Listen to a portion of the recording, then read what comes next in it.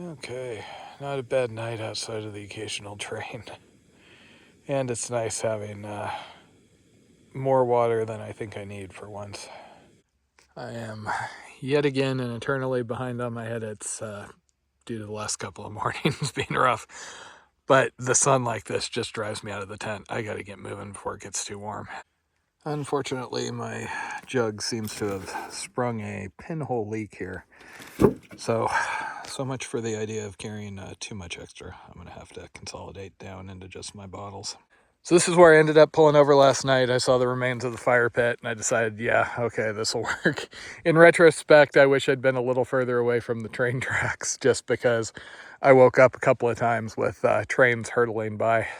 The good thing is there's no crossings around here, so at least they're not hitting their horn, which was worse, but it was enough to wake me up. And with all of that going on, I seem to have blown past my alarm this morning, which is why I'm not already moving here. Yesterday went better than the day before, but all things considered, that is a pretty low damn bar. Also, I feel like I'm hallucinating. It almost looks like rain or something. Oh, that is a glorious sight. Clouds. It's the little things in life, you know? So I actually did a little better than I thought last night. It should be about 15-ish miles to the next cache. I am still obviously a little gun shy after that experience out of Fruta. So when I got to the cache last night, I still had a liter left just in case, so I had something to work with. Not that I was trying to run out the day before. Honestly, trying to walk through the heat of the day was probably a mistake there. I was hearing elk bugling last night. I heard it more than once. It was off in the distance. I still have a lot of awesome memories from late last year, being down in, Black Hills, New Mexico, areas like that, hearing it. It's just kind of a otherworldly sound. Oh, if that is rain, that is going to make me happy. So right now I am 93 miles from Moab.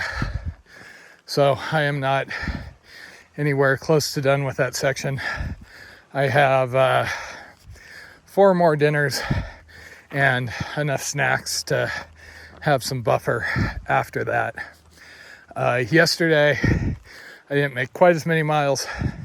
Again, probably thanks to the siesta, but things went so much better. I had no chafing, and while my foot issues are ongoing, you can probably tell from how I'm holding the camera that I'm limping right now. That is just long-term management at this point. It also helps I have an audiobook I'm really enjoying. I started 7 Eves by Neil Stephenson right as I was leaving Fruta.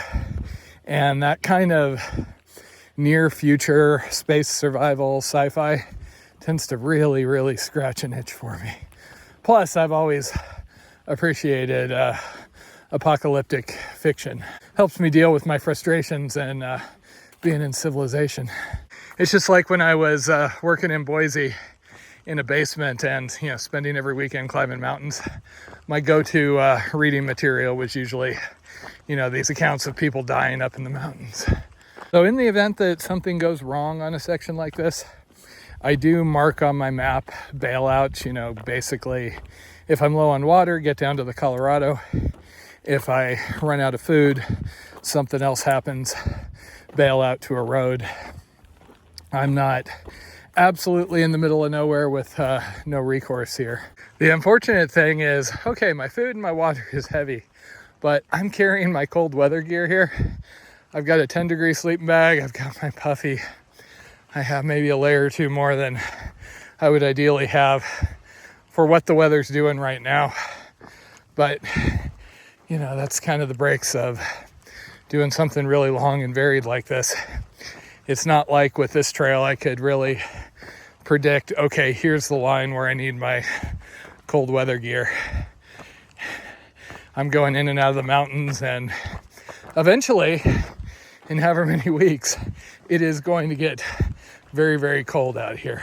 And then I'll be happy to have everything. It just would be nice to have the lighter version of my thermal gear while I was doing this heavy traipse. At least for the moment, I think this might be the longest carry I have.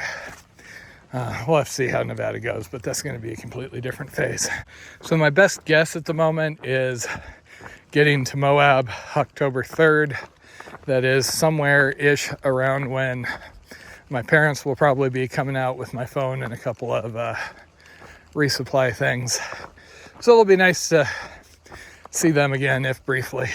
Assuming that cargo ship hasn't sank or something. Last I saw, it was still, the Apple system was saying October 2nd to 7th. The UPS tracker was saying they would get me a delivery once the exception was over. That bloody phone has caused more exception planning at this point than anything else. Oh, I hope these clouds just keep following me around.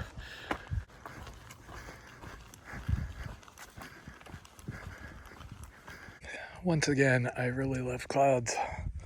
I just crossed the 3,500 mile mark, and it looks like I might get around 140 miles this week, which is still under where I'd like to be, but an improvement over the previous weeks.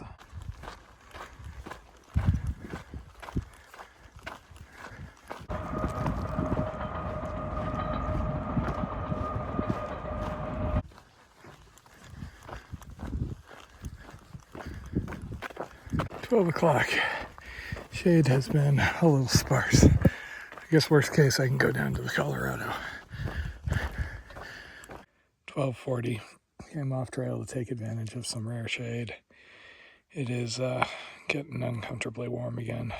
I was kind of tempted to go out to the Cisco boat launch and either just bag water or hide out in a shelter there, but trying to push on to this next cache. The carry after that has me a little bit worried. It's dependent on a spring, which is marked as reliable, but I don't know what that's based on. Otherwise, the carry is longer than these other ones. We're talking like 30 some miles. And it's one thing to do a long water carry. It's another to do it in, mid-90s heat on a day when I've got like 2,000 feet of gain or so up around the Dark Canyon area.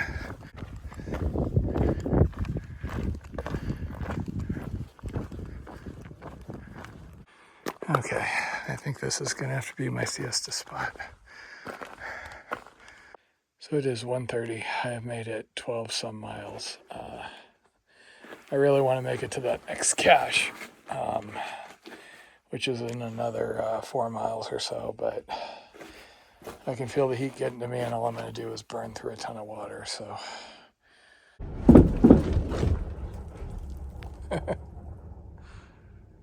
Lying here in the heat and the flies. Kansas flashbacks. Okay, 5 o'clock. I'm done playing bridge troll. Of all the bridges I have siesta entered, that was not the worst. Not the best.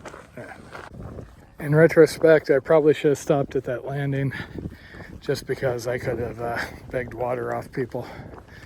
Not that I'm desperate for water or anything, but can always be drinking more. Also, in retrospect, there is a Buzzard's Belly general store up here. It is about 3 miles off the trail, which is a bit much for an out and back.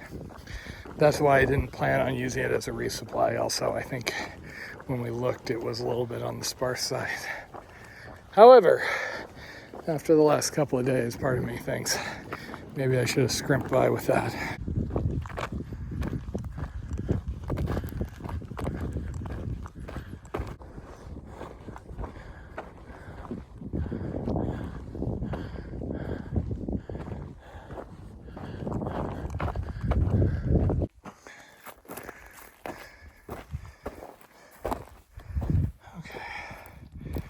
Like I got water.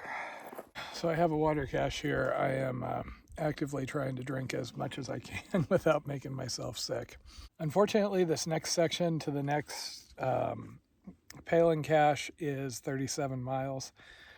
that's obviously got me a little worried considering how much water I'm going through. I do have access to the Colorado River at one point. I don't know if it's filterable or not for sure. I mean, my experience with the Colorado, it was really silty. I don't really have anything extra with me to deal with that, a loom, etc. And then there's a campground. The Hiking America guide says it's a reliable spring, but I'm wary of relying on anything like that. I'm also just going to have to start hiking in the dark. I'll hike till 9 or 10 tonight. I'll set my alarm probably for about 4 o'clock in the morning. It isn't my favorite because I miss out on views, but there's not a whole lot else I can do. I just got to survive this next week or so. I did a little bit of a sanity check. I am overreacting because of the running out of water twice. Realistically, the Colorado will have water. I should be able to filter even if I basically silt up my filter. And I do have beta that 20 miles after that campground has a spring. So I am still carrying the jug. It is only about half full though. Honestly, if it wasn't for the 20-mile carry between the Colorado and that campground, I would have been able to go without a jug as long as I'm trusting the sources. Which again, my trust but verify sense is shaken after that whole thing. It is kind of a bummer to carry these. Not that I really want, 16 pounds extra on my back or anything. But hey, is what it is. Thanks to the siesta, I've only done about 17 miles at the moment. My intention is to do at least another 5. I need to get pretty close to the Dewey campground down on the Colorado if I want to comfortably be able to make the campground tomorrow. I just know how hiking after dark tends to go. It's slower and my enthusiasm goes way down.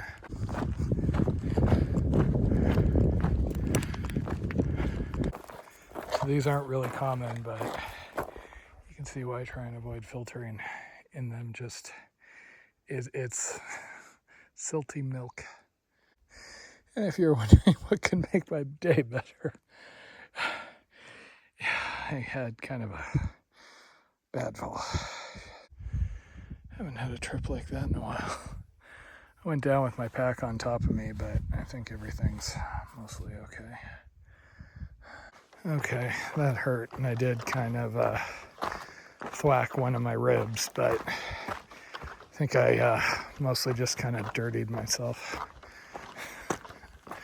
And that's not that big a deal. Just tripped over something dumb and didn't catch myself. I think I may have done something to my rib.